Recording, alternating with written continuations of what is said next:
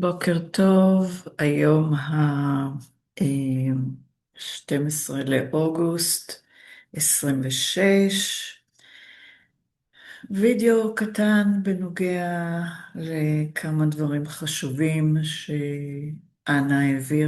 But people should be on this call because they're interested in restoring their lawful government at both the state level and at each of the county levels, each county on their state. So we're here to make sure that we get the knowledge necessary to do this job, which of course involves outreach and setting up our lawful government. All of that is very important. But Anna, could you speak to what's missing on our assemblies that might really make a difference for us to kind of get across that finish line? Well, the biggest thing is the General Assembly, getting your courts up and running and being able to turn to the federal employees and say, well, we don't need your help anymore, thanks much. You know, and living according to our public law instead of living under any kind of presumption of federal title authority or anything like that. Because that's all foreign law. It's all foreign international law. And as I have explained ad nauseum, once you go out into international jurisdiction, everything out there is dead. I mean, you're talking about dead entities. You're talking about businesses. You're talking about offices. You're talking about, it's the realm of the dead is international law. And they have placed all of us under one or more forms of international law, which is, it's intended to apply to businesses that are operating either at sea or in the realm of the air, which is where we find the realm of ideas, patents, land descriptions, performance contracts. All that sort of stuff is in the air jurisdiction. But, you know, most of us don't even belong in any of that. Most of us have never even smelled an actual contract to do anything in the jurisdiction of the sea. And most of us have never had performance contracts of the kinds that are supposed to be recorded or registered with the municipal government either. So you've got two forms of foreign law that are being imposed upon us, much to our loss and detriment. And we're being expected to pay the bill for all of this when we don't have to. I mean, we contracted for 18 enumerated services and that's it. That's it. Yeah. And instead we're getting charged for all of it, and we're getting charged for it as individuals instead of as states. The states are supposed to be paying for the federal services, and it's the state citizens that are supposed to be acting in their capacity as, you know, from all 50 states to say yay or nay and to pony up the money to pay the federal government. The federal government is not supposed to be stealing from us and then kicking back little bits and pieces as federal block grants. It's entirely backward. So we have to face up to the fact that things have been flipped on their heads for, you know, a 180-degree flip for 160 years, and it's going to take effort and awareness and study and determination to get this canoe back on the right side up position. But anyway, I feel like I've been on my soapbox and I need to answer questions. All right. Well, then with that, let's go to the first hand up. We've got Rocky on Nevada. Go ahead, Rocky. How you doing there, Anna? Hi there, Rocky. I want to talk about one of the ballots or whatever that you came up with that talks about unincorporated. Right. We're all talking about different things on how that would affect us in different ways. One of them would be on our 1779s or our assumed names. Would we have to put unincorporated on our names and other things, No, those documents? no, it starts out, you know, if we get our act together and do it by September 1st, it would take effect September 1st, or it would take effect October 15th, or, you know, whenever it gets done is when it would be in effect. But I have to point out to everybody that using that as a descriptor, not as part of the name, but as a descriptor attached to the end of your business name, is much to your advantage. It protects your business, it defines your business, it tells them that, oh, we're not one of you, and we're not subject to all your suppositions about us and about our business. It's like hanging a red flag on your front door and says, no IRS required, forget about property taxes, you know? And so, you know, advertising your business as an unincorporated business and then putting a disclaimer up on your wall inside the business, just saying federal employees and dependents receive services and buy things here at their own risk. And then you have withdrawn yourself from their system and they can't really come after you. Okay, so it's a lot of advantage to having that little descriptor attached to your name because you are not a corporate entity. And that gives you a lot of freedom, latitude, and protection that you don't have otherwise. If we had had something like this in place from the get-go, and we had named our bank the Global Family Bank Unincorporated, then there's no way that they could come in and just sleaze by and confuse themselves with us because they are incorporated. Right. Well, the other part of that too is like in the name, like the Nevada Assembly, when we have to say the Nevada Assembly Unincorporated? כאן מדובר על הנושא של למי שיש עסק אחרי שביצענו את המסמכים. אז איך אפשר גם להימנע מהם אחרי אנחנו מעדכנים אותם גם שאנחנו מחזירים את העסקים שלנו לאדמה. You have a license to drive, not a license to travel, a license to drive. But can you just look at the activity and see when you're traveling and when you're driving? Unless you're driving a big commercial truck or something of that nature, no. Traveling to the grocery store looks identical to traveling for commercial business purposes. And driving, therefore, right? And it's the same thing with unincorporated, corporate, and incorporated. You know, 99% of small businesses do not have a president, a secretary, and a treasurer. They don't have a board of directors. They don't really meet the requirements of being an incorporated entity, okay? And yet they're being policed and harassed and taxed as if they were. So, you know, where does the pedal hit the metal here? Well, as long as we leave it kind of hanging out there as to whether we're traveling or whether we're incorporated, they will choose for their own advantage. You see, we're leaving it up to them to decide, and 100% of the time they're going to decide that we're under their thumb and that we owe them taxes. All right?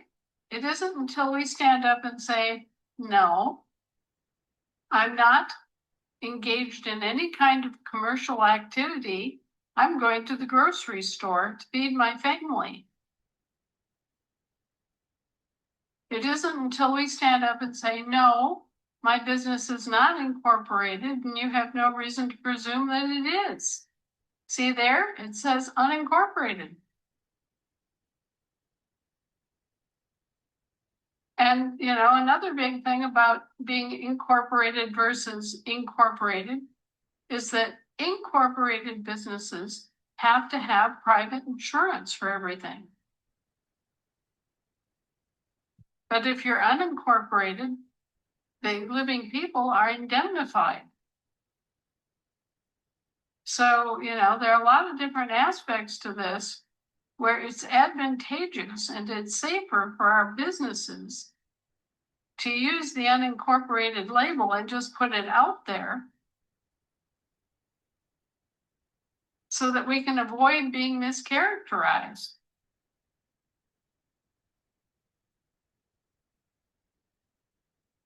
It definitely makes it more clear when one claims the unincorporated status for their business. Yes. And, you know, right there and there, that's, like I say, that's like hanging a sign over your door that says IRS need not apply here. And if you follow it up with a little disclaimer on the, you know, by the front desk of your business that says, you know, federal employees and dependents receive services and buy products here at their own risk, just like that.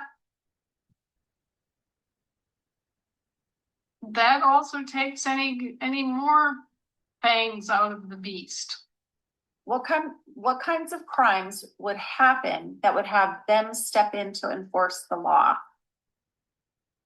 Well, we're just beginning the real slam dunk enforcement on things like identity theft of American babies, mischaracterizing American babies as U.S.C British territorial citizens, and then further misrepresenting them as franchises of Roman municipal corporations and setting up all of these different quote unquote trusts that they then use for nefarious purposes of money laundering and peonage and enslavement.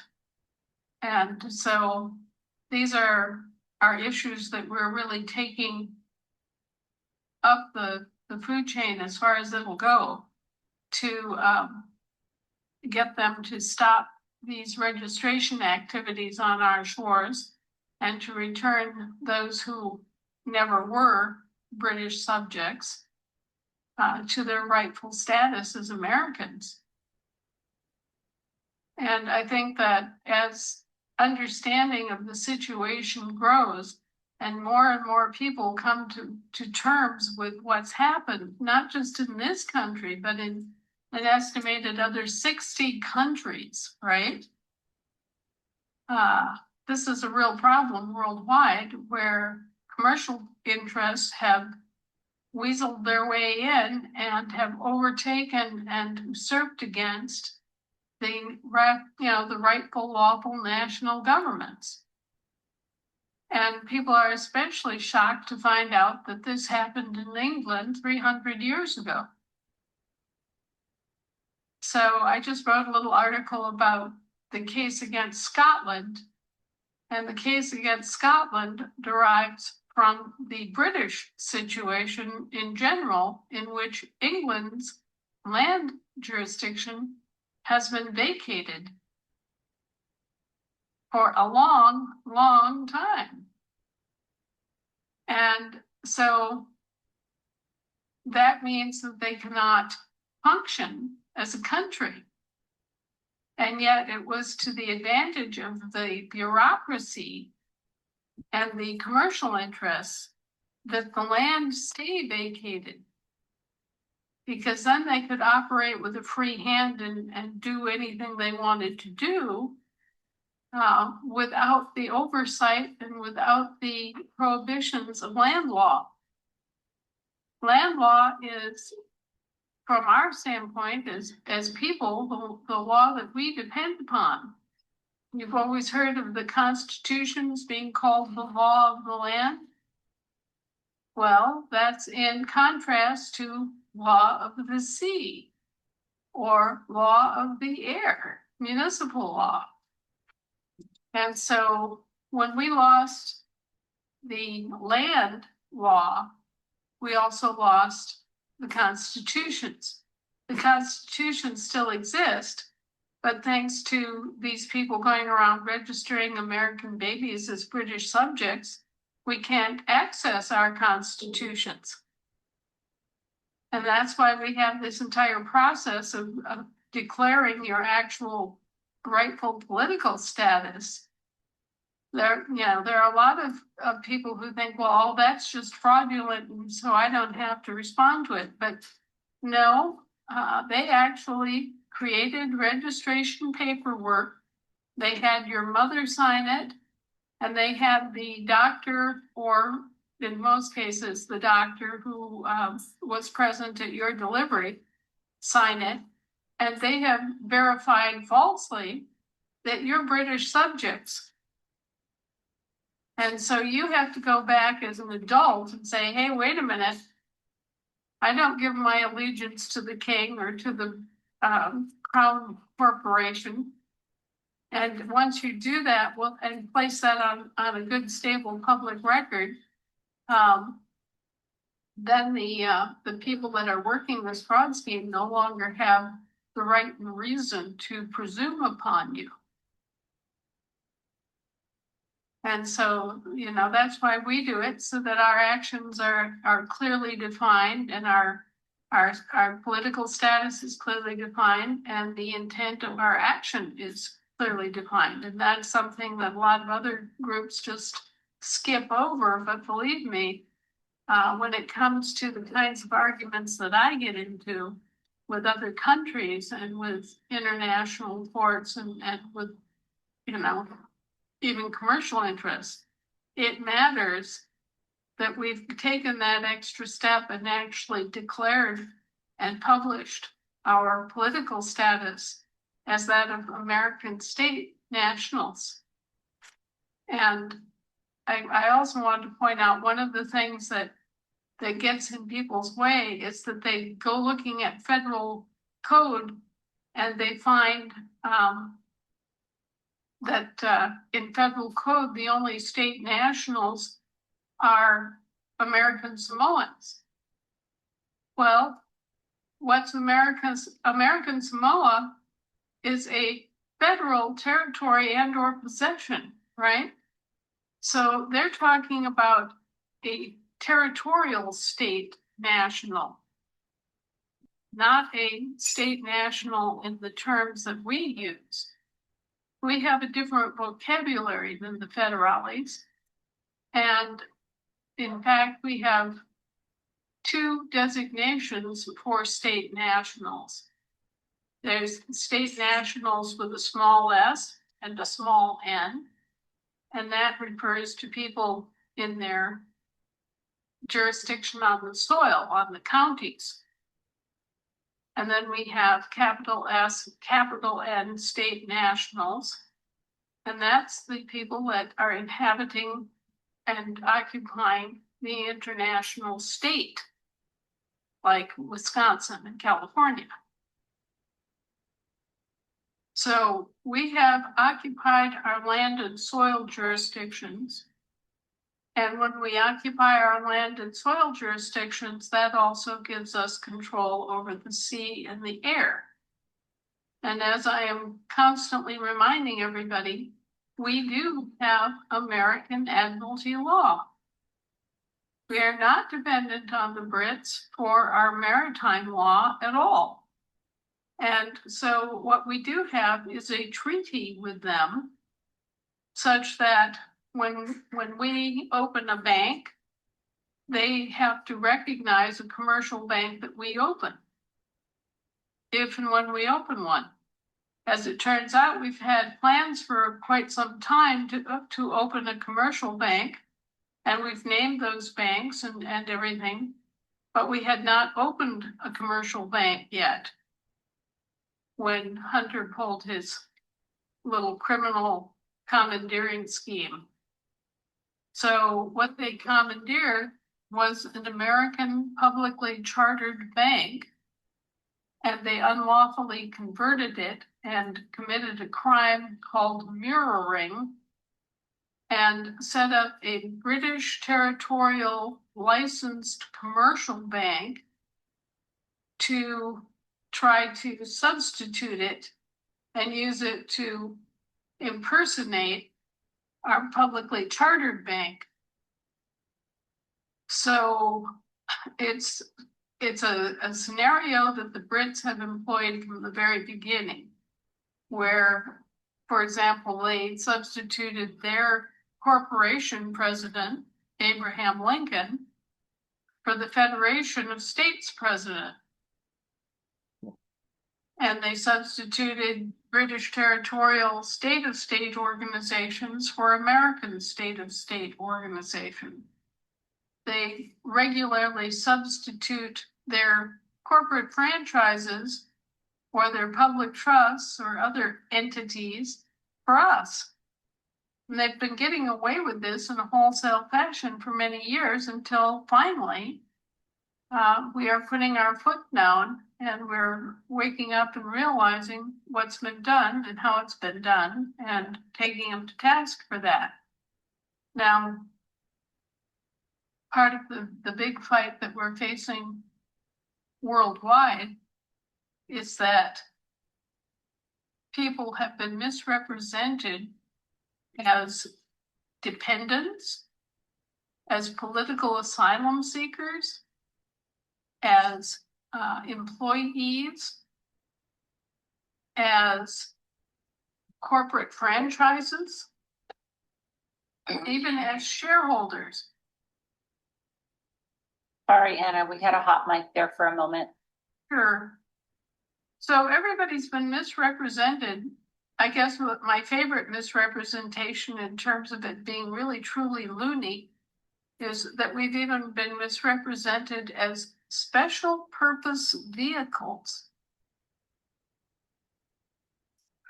Well, the whole definition of vehicle by itself. Oh. Sorry, there we go again. Renee. Renee, you've got a hot mic. Thank you.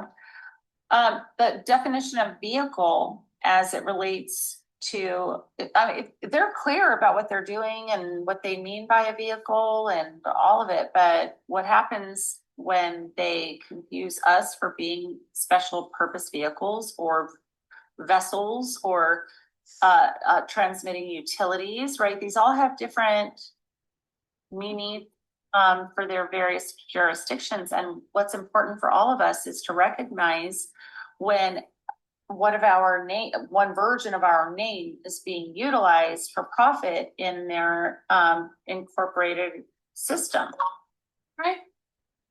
Right. And so one of the most effective things that you can do to shut them down is to just cancel all powers of attorney and plainly state that you do not accept representation of any kind. Mm-hmm. And that just cuts to the quick on a lot of this stuff. You know, if they send you a summons or try to get you to serve on a jury or coerce you into doing something else that would indicate you were a foreign citizen in your own country, just say we don't accept solicitations. We can thank Niti for that. The solicitation angle of that had not really struck me until one of our young people in North Carolina came up with that as a reply. And the more we thought about it, the more we realized she's absolutely right. They are soliciting business from us and refusing to be represented and refusing to do business with them, refusing solicitation. And remember, bar association members are esquires, they're foreign, they are part of the British title system, and they are solicitors. That's what they're called in Britain. They're solicitors or barristers. Aren't they also called little devils or something? Yes, they're called devils in Scotland. And from what I've seen, yes, they truly deserve that. Here's something about the bar history that people generally don't know.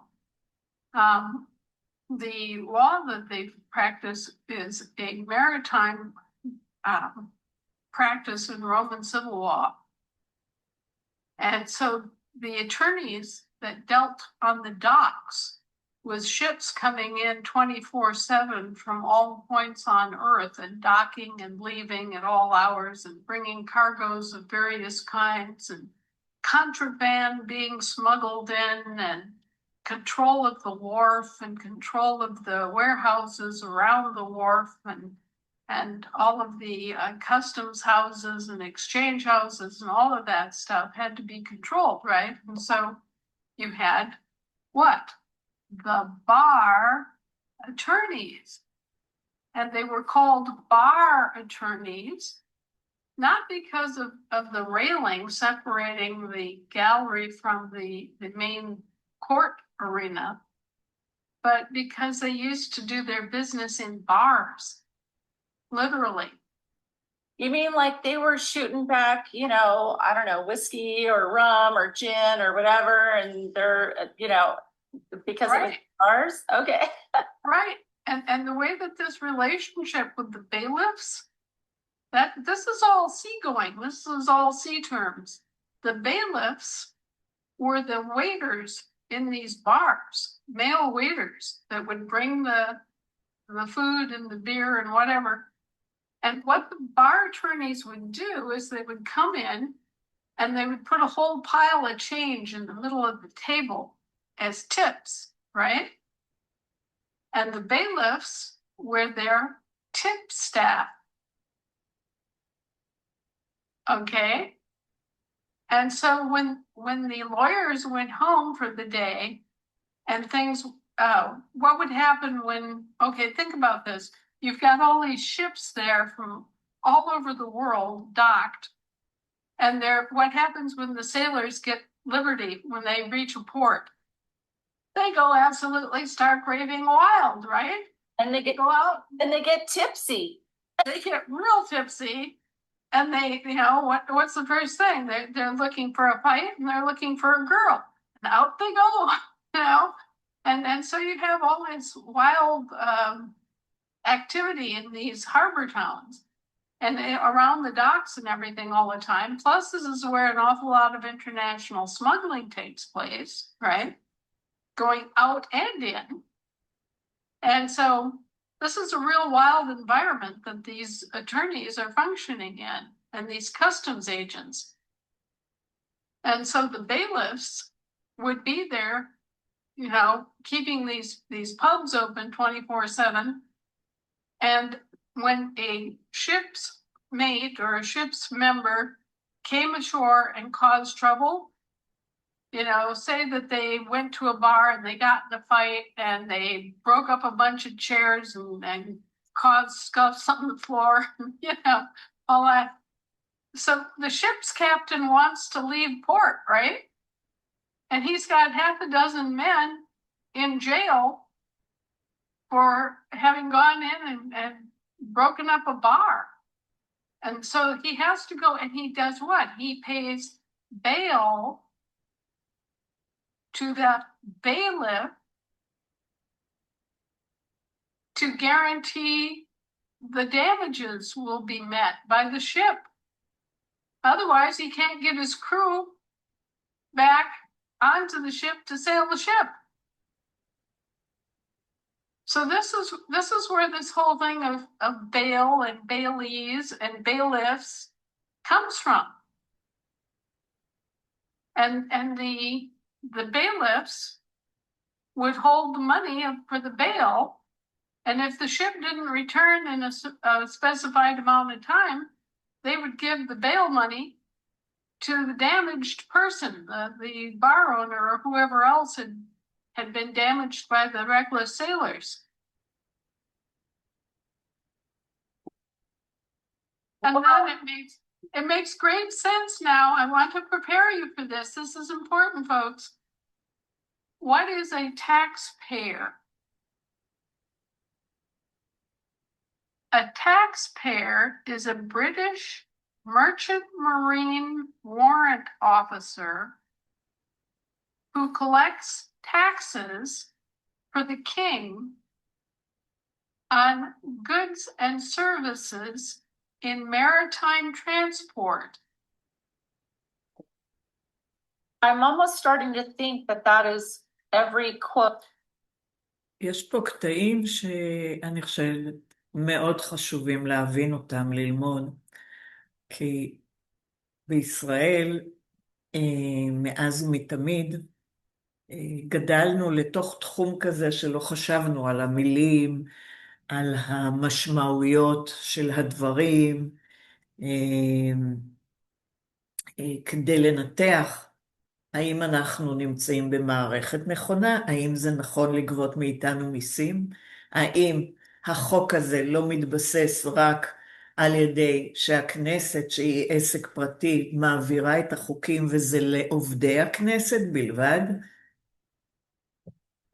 השאלה על ידי זה שאתם הולכים לבחור בהם, כי אתם חושבים שהם משרתים אתכם, על ידי זה שאתם נותנים את היפוי כוח בבחירה, כשאתם הולכים לבחור, אתם מתנדבים לשלם מיסים, לשרת אותם, לשרת את הצבא, לשרת כל דבר, כי אנחנו נמצאים במערכת מסחרית, וצריך להבין את זה, שאנחנו לא, אין לנו ממשלת העם, אין לנו שום דבר ששייך מבחינה ציבורית, ששייך אלינו. גם נגמר ההסכם של חוזה השכרת הקרקע, וגם הכנסת הפכה להיות, בוא נגיד, המותב של Government of Israel, שהיא תאגיד רשום, היה רשום בבריטניה, החליטו כנראה לשנות שם, והעבירו את זה, הבריחו את הדברים, כל הקומבינות שהם עושים, יש רשימה שלמה של שמות שאני יכולה להראות לכם, שהם היו תאגידים, שנקראו כאילו ישראל, אבל לכן, צריך לשנן ולהבין מה נעשה בישראל. גם חייב לעבור דרך כל החוקים. כשאני שומעת אנשים מתנהלים, אם זה בממשלה או בשיחות, שדרן מראיין מישהו, שהוא מבין בחוקים, הוא משהו נציג כאילו, ואני שומעת אותם מדברים, אני אומרת, יש את הדבר אחד שחסר. חסר כי לא הודיעו להם שהממשלה Incorporated, היא לא Unincorporated. אז ברגע שהם יבינו את זה, הם ידעו למה כל ההתנהלות ולמה היחסים האלה, ולמה ביבי הביא את החוק הנורווגי המורחב, מה הסיבה. גם כן לסדר תאגידים, למה הוא בחר להביא כל מיני חוקים, בדיוק ככה, ליישם את הקטע של החוקים. שיתאים לנושא המסחרי ולתוכנית, כולם קוראים אג'נדה 30, אבל התוכנית הכללית היא פשוט לחסל את האוכלוסייה בשורה תחתונה, אבל בשקט על ידי צורה של כיבוש של גוף זר, לקיחת כל המוסדות הציבוריים לעשייה של תאגידים, וזהו, טוב. Quote. employer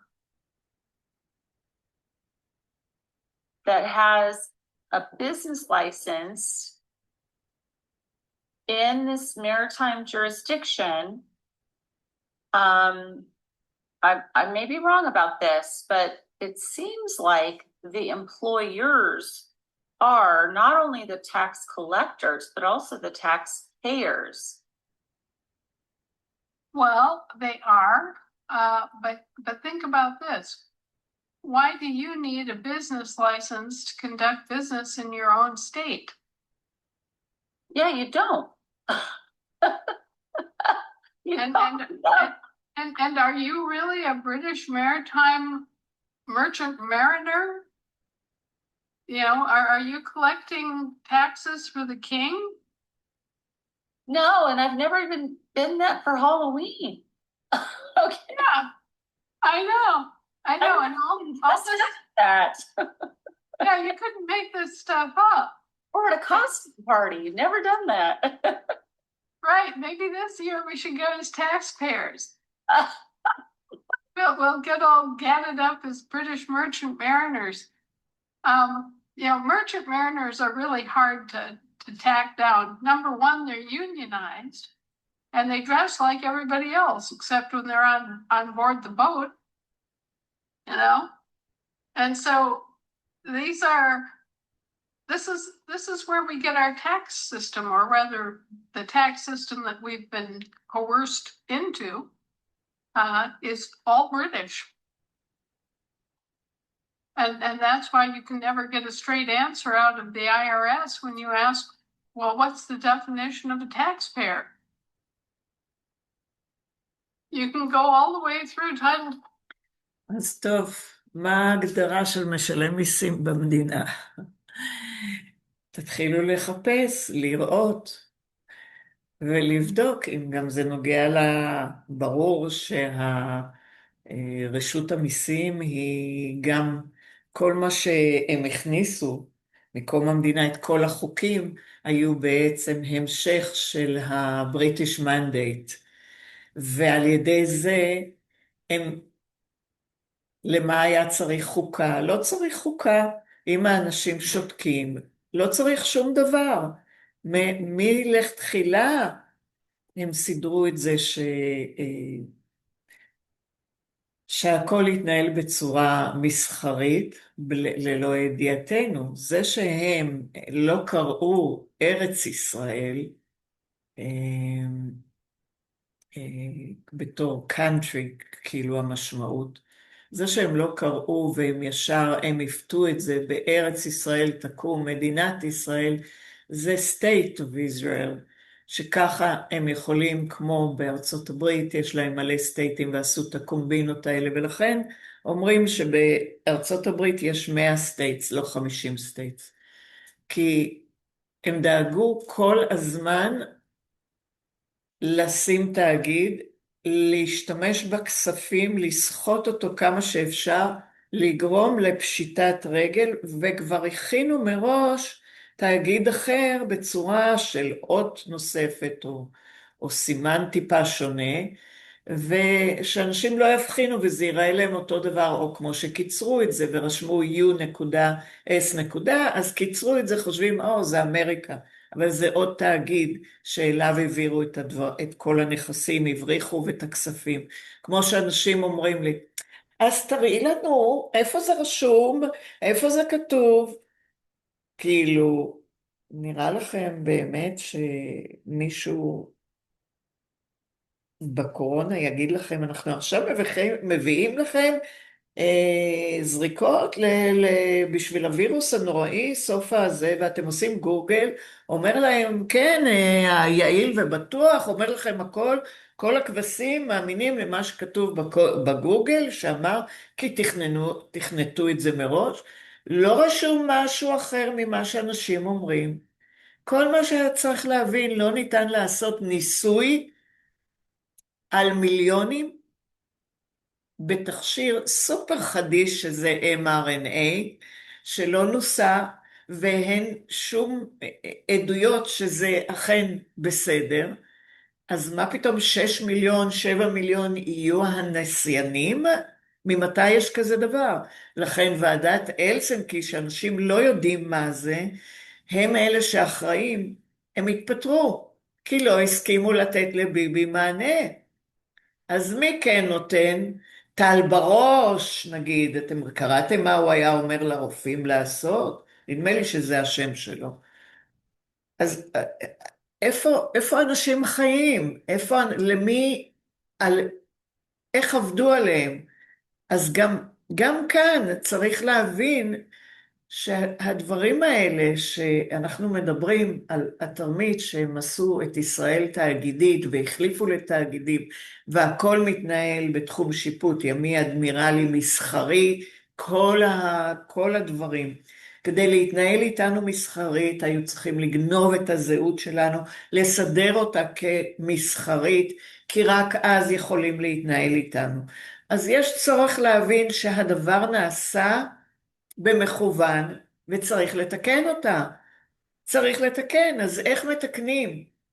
על ידי זה שמודיעים לאותה מערכת שכל היפויי כוח שחתמנו בעבר, אנחנו מבטלים, אנחנו לוקחים את כל שמות הפיקציה שאתם יצרתם בשמנו להתנהלות שלנו, אין לכם סמכות יותר עלינו בשום מצב, בשום דבר. כמובן צריך לעשות את זה על הנכסים ועל הכל. צריך פשוט לדאוג, ככה זה עובד במסחר. אתם תחשבו שאתם עסק, אתם צריכים לסגור אותו, צריכים להודיע אם למישהו יש איזשהו טענה או חוב או אני לא יודעת מה, צריכים לפרסם את זה, צריך להודיע. אותו דבר הביצוע נעשה כדי להתנתק. זה שאנשים צעקו 15 שנה, 20 שנה, 10 שנים, 5 שנים, רמאים, שקרנים, מגנבים, פושעים, הם הלכו לפי חוק כמו היטלר. את החוקים שהם העבירו לעשות זה בדיוק מה שהיטלר עשה. אז הם עושים אותו דבר, הם הולכים לפי החוק. אתם אלה שבחרתם ללכת איתם כי לא הבנתם את כל השינוי והתרמית. מה לעשות? זה לומדים אחד הדברים שמי שגילה פה באוסטרליה, אחד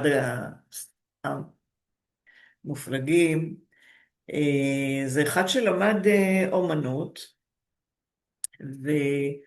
והוא התחיל להבחן את הנושא של מה אומר שיקגו מניול סטייל, שהם עובדים. אם אתם תלכו לאוניברסיטה העברית, נדמה לי זה השנייה, או לא יודעת מה, הם עובדים עם המילון הזה של מניול סטייל, שיקגו מניול סטייל, שאומר כל אות, כל צורה שאתם רושמים, שמות פרטיים, אסור למשל לשים מר או מרת לפני השם, כי זה מסחרי, וזה מופיע שם בעברית, אם אתם נכנסים לאתר, למה שלומדים שם, אלה הדברים שמופיעים שם.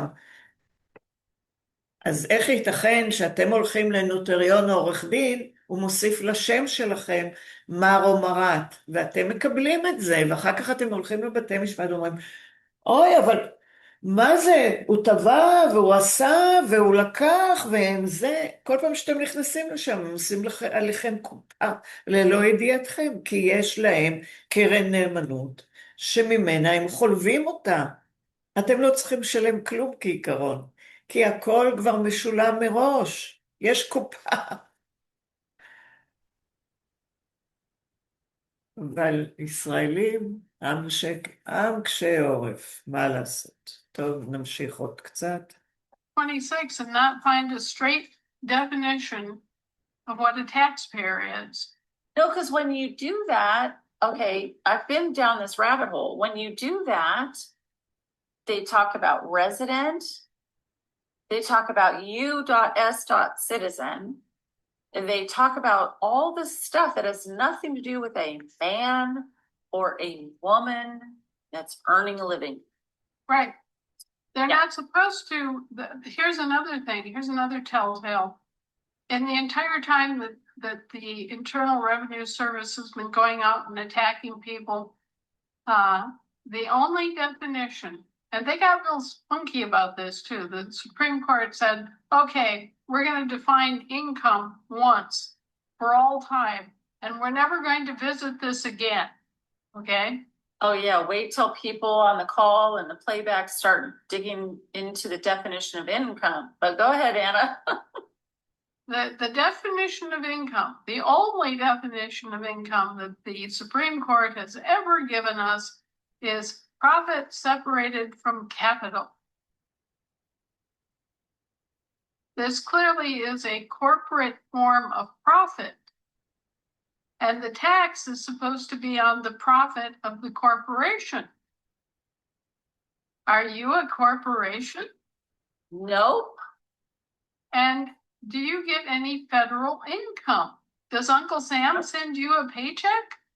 Nope. And neither do I get state income. By the way, this is homework for everybody listening to this call, whether you're listening live or listening to the playback. I want you to go to your files, however old, it might have been, as recent as January of this year. Go pull out one of those things that they refer to as a, quote, W-2. Go check it out. Does it say anywhere on there federal income with a dollar amount? No, and it won't. And it won't. Or state income with a dollar amount. No, it won't. They will never put the dollar sign on any of this. It's just numbers. Well, and sometimes there's even no numbers. It's just blank. Oh, I've never seen one like that. Oh, yeah. Well, we're going to have a side conversation. Well, you see, they're losing the battle. They're losing the battle. You may have seen that Trump put up a proposal to get rid of the IRS totally. And he more or less has to, because they've been shown up to be a bunch of privateers operating on our land and soil without any authority to be here. And so, yeah, they're under assault. And it's not just that Trump is being a nice guy and getting rid of them. It's the fact that we're bringing the fight to them on the facts. And so, yeah, the IRS has got limited days.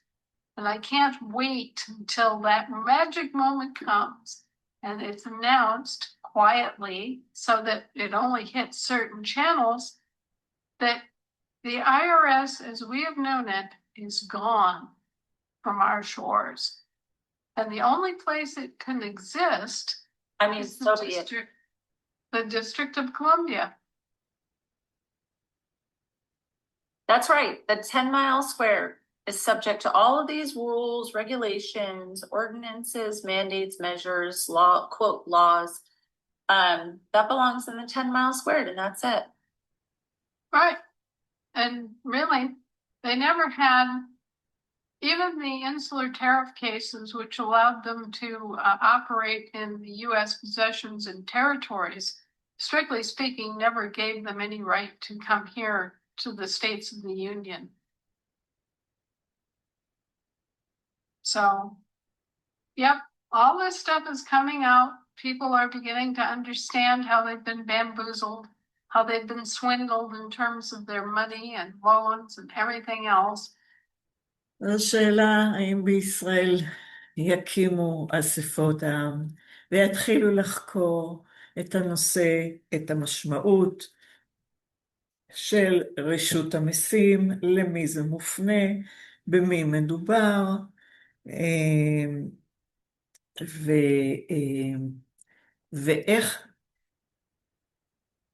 ואיך הם מקטרגים את הנושא של לשלם מס, מיסוי. כמו שכאן, איך ההגדרה שלהם, כדי שאנחנו נהיה מחויבים להם. אבל יש פה כמה אספקטים. אוקיי. And, we just keep bringing it forward. We keep, pushing the fact that the territorial government is supposed to be protecting us from this kind of thing, and instead they've been profiting themselves and going along with it. And so a lot of this is now breaking open further into the public view, and people are getting upset enough so that they're beginning to look for answers. And I think that also a lot of people are looking for escape from the duress. I mean, simply being free of the threat is an amazing thing. I mean, just feeling free of the threat of being attacked by the IRS. They're some of the most vicious attack dogs that were ever created, and some of the most vicious privateers. And they have created such a horror in the minds and hearts of so many people that merely the name makes people shiver and quake. And it shouldn't be like that. You know, in the early days, I used to say, how free do you feel on April 15th? Tell me that. You know? And think about this. This is clearly peonage because they're taxing your earnings. And what did you give in exchange for your earnings? Your time, your labor, your energy. Your brilliance, your Right. creativity, yeah. You are being taxed for things that when you are taxed for those things, you're either in peonage or slavery. And so they don't dare to call it earnings, but that's what it is. And so they tried to impersonate you and claim that you're a corporation so that they could tax profits of the corporation. And this is all so phony that you just want to grab them by the neck and shake until dead. Yeah. But Yeah, and I was watching the part of I couldn't watch the whole thing, but part of the Senate hearing. You know, there was a Senate meeting really early in the morning today, and it was in regards to Anthony Fauci and the the 111. טוב, זה הכל בינתיים.